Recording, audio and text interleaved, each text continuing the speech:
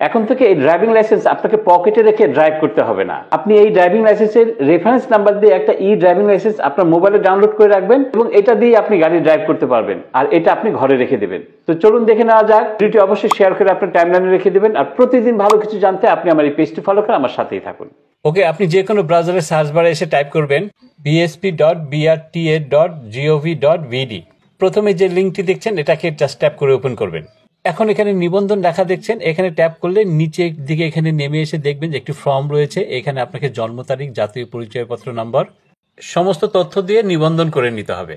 আপনার mobile number এবং যে পাসওয়ার্ডটা আপনি ক্রিয়েট করেছেন সেটা দিয়ে আপনি লগইন এ ক্লিক করলেই কিন্তু লগইন হয়ে যাবেন। এখন আপনার ড্রাইভিং লাইসেন্সের যাবতীয় যত তথ্য আছে সমস্ত তথ্য কিন্তু এখানে দেখাবে। এখন আপনি হোম বাটনে ট্যাপ করে এখানে ড্যাশবোর্ড দেখছেন, এখানে ট্যাপ করে দিবেন। এখানে পেয়ে যাবেন ড্রাইভিং লাইসেন্স রূপান্তরিত, এখানে ট্যাপ করবেন।